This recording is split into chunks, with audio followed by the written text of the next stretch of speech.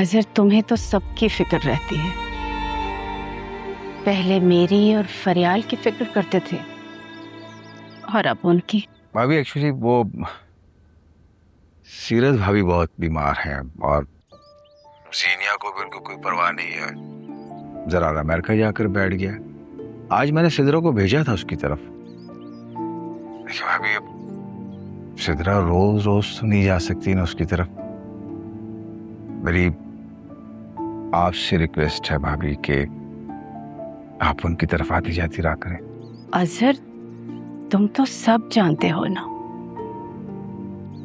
उसके बावजूद भी मुझे वहां जाने का कह रहे हो। भाभी, आप और फरियाल उन जैसी नहीं है। वक्त और हालात ने बहुत बुरी मात दी उनको। कल रो रही थी सीरत भाभी। कोई पूछने वाला नहीं है, कोई पानी पिलाने वाला भी नहीं है। इंसान अपनी अना और जात के घमंड में ये भूल जाता है कि इंसान तो जवाल पजीर। जी भाभी, जब इंसान के हालात अच्छे होते हैं तो उसे कभी ये एहसास नहीं होता कि ये वक्त भी गुजर जाएगा, और जब सब कुछ छिन जाता है तो वो दूसरों का मोहताज हो जाता है। अब हमें उनका ख्याल रखना है भाभी। अजहर, तुम्हें तो सबकी फिक्र रहती है। पहले मेरी और फरियाल की फिक्र करते थे और अब उनकी। एहसास परदेश में अपनों का दुख ज्यादा सताता है भाभी। हर खानदान में सबको जोड़ने वाला भी एक होता है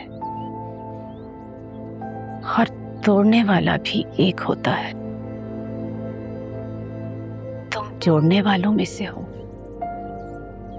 और सीरत भाभी तोड़ने वालों में से है। नहीं समझे भाभी, अब तो वो खुद इतनी टूट चुकी हैं कि क्या किसी को तोड़ेंगे। अब तो हमें उनको जोड़ना, उनका ख्याल रखना है। चलो ठीक है, तुम्हारे कहने पे चली जाओगे। बहुत शुक्रिया भाभी, मुझे आपसे यही उम्मीद थी। Thank you. Allah Hafiz.